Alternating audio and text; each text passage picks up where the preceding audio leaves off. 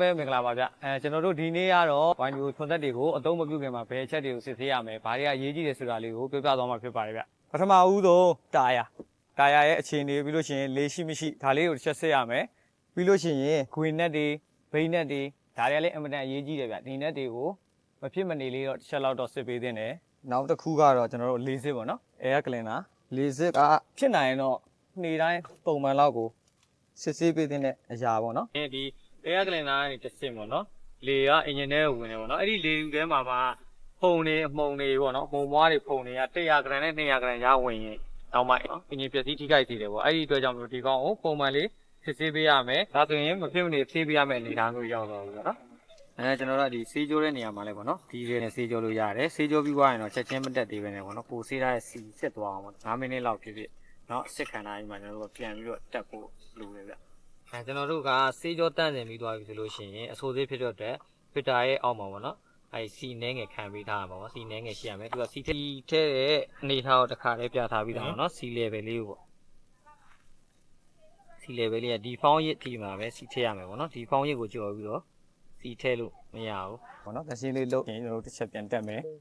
နောက်တစ်ခုကတော့ engine wine ရှိမရှိစစ်ဆေးသင့်ပါတယ်ဒါဆိုလို့ရှိရင်ဒီမှာ engine wine ရှိတယ်ပေါ့နော်နောက်ကျတော့ဒီ filter လေးပေါ့နော်ဒီဇယ် filter fuel filter ပဲဖြစ်ဖြစ် engine wine filter ပဲဖြစ်ဖြစ် filter တွေရိုးစိမ့်မှုရှိမရှိတစ်ချက်လောက်စစ်သင့်တယ်ပြီးလို့ရှိရင်ကျွန်တော်တို့ဒီမှာ injection pump ပေါ့နော် injection pump မှာရှိတဲ့ C line တွေကရိုးစိမ့်မှုရှိမရှိလဲဒါပုံမှန်လေးတော့စစ်သင့်တယ်ဗျ C line တွေကို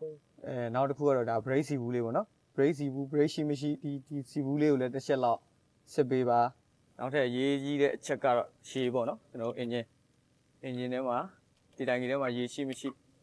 စစ်ဆေးရမယ်ပြီးလို့ရှိရင်အဖုံးကိုသေသေးချာချာနာလေးပြန်ပိတ်ပြီးလို့ရှိရင်တော့ရေတိုင်းကြီးစကားပေါ့နော်ဒီရေတိုင်းကြီးစကားမှာအမုံမွားတွေကတ်နေတယ်ဆိုလို့ရှိရင်တော့အမုံမွားတွေရှင်းပြီးတော့သေသေးချာနာလေးပေါ့နော်ပြန်တက်ဒါလေးက CRI wine တန်ပေါ့နော် CRI ပါဝါစီခေါ်တာပေါ့ပါဝါစီရှိမရှိတစ်ချက်လောက်ဆက်နောက်တစ်ချက်ကပတိငုတ်တွေခြောင်နေလားမခြောင်လားတစ်ချက်စစ်ပေါ့နော်ခြောင်နေပြန်ကြက်ဖို့လိုမယ်နောက်တစ်ခုကတော့ဒါCA စစ်ပေါ့နော် water sprayer လို့ခေါ်CA စစ်မှာကျွန်တော်တို့ရေတွေရှိမလားအနေထိုင်တွေရှိမလားဆိုတော့တစ်ချက်လောက်ကြည့်ပြီးကြည့်လို့ရှိရင်တော့ရေရှိတော့ဒီအောက်ကချက်လေးကနေတစ်စင်ပေါက်ချလို့ရရဗျာနော်ဒါလေးကလည်းပုံမှန်စစ်ဆေးရမယ့်အပိုင်းတွေမှာပါတယ်ဗျာနောက်တစ်ခုကတော့ air ဆယ်ပေါ့နော်ရှေ့ air ဆယ်ရဲ့ C ကိုလည်းပုံမှန်လေးစစ်ဆေးသင့်တယ်ဆက်မထွက်ခင်မှာကျွန်တော်တို့ဒီရှေ့ air ဆယ်ပေါ့နော်ရှေ့ air ဆယ် C လဲတော့မယ်ဆိုလို့ရှိရင်ဒါပေါက်ချရမယ်နေပေါ့နော်ရှေ့ air ဆယ်တန်းရဲ့အလေကောင်တက်မှာရှိတယ်အောက်20နှစ်ပဲသူလဲအဲဒီကောင်ကနေပြီးတော့ကျွန်တော်တို့ပေါက်ချရမယ်ရှေ့ရမှာကျွန်တော်တို့ဝန်ဂျူတွေမှာသုံးတဲ့စီကတော့ရှေ့ရစီတော့ကတော့80W 90ကိုပဲသုံးတယ်ပေါ့နော်ပြီးသွားပြီဆိုလို့ရှိရင်တော့ဒါဘိန်းပေါ့နော်ဘိန်းဟဲ့ရဲ့စီရှိမရှိက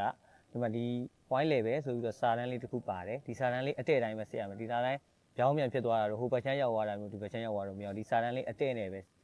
ထားပြီးလို့ရှိရင်ဒီမှာဖုံးဖွင့်ပြီးတော့စီစစ်လို့ရတယ်ဒါလေးကလည်းပုံမှန်စစ်ဆေးရမယ်အပိုင်းလေးပေါ့နော်ဟိုဘက်ဘိန်းရောဘယ်ဘိန်းရောညာဘိန်းရောဒီတိုင်းပဲစစ်ရအောင်နောက်တစ်ချက်ကတော့ဒီ brake law လေးပေါ့နော် brake ဘယ်ချမ်းညာချမ်း law လေးကိုပြုတ်မပြုတ်တစ်ချက်လောက်စစ်ပေးပါလုပ်နေဆိုလို့ရှိရင်လည်း brake နှစ်ခုညီပေါ့နော်ဒါကတော့ gear wine နဲ့ hydraulic C ပေါ့နော်သူ့ကိုလည်းရှိမရှိတစ်ချက်လောက်စစ်ရမယ်ဒီမှာအမှတ်လေးပေါ့နော်အားလုံးစစ်ပြီးပါပြီဆိုရင်တော့နောက်ပစုံအနေနဲ့ဒီဆက်တစ်စီးလုံးမှာရှိတဲ့အရေးကြီးတဲ့ net တွေပေါ့နော်အရေးကြီးတဲ့ net တွေကိုလည်းတစ်ချက်စစ်တင်နေပြီးလို့ရှိရင်အမဲစီ line တွေပေါ့နော်အမဲစီ line တွေအမဲစီထိုးရမယ့်နေရာတွေအကုန်လုံးကိုအမဲစီရှိမရှိတစ်ချက်ကြည့်မရှိရင်တော့ထိုးပေါ့နော်ဒါလည်းပုံမှန်လုပ်ရမယ့်အလုပ်တွေပေါ့ဆက်မထွက်ခင်နေ့တိုင်းပုံမှန်လုပ်ရမယ့်အလုပ်တွေပေါ့ဒီလိုမျိုးပုံမှန်လုံးမသာလျင်ဆက်တစ်စီးရဲ့ကြန့်ခိုင်မှုအားကလည်းပိုကောင်းလာမယ်လုပ်ငန်းခွင်တွေမှာမလိုလားအပ်ဘဲနဲ့ပြတ်တဲ့ဖြစ်ပျက်တွေလည်းမရှိရတော့ဘူးပြီးလို့ရှိရင်အချိန်ဆုံးရှုံးမှုလုပ်ငန်းကြံ့ကြာမှုတွေဘာမှဖြစ်တော့ဘူးပေါ့နော်ဒီလိုမျိုးဆက်မတော့ခင်မှာကိုကပုံမှန်စစ်ဆေးခြင်းအပြင်ရရှိလာမယ်ကြိုးကျေးဇူး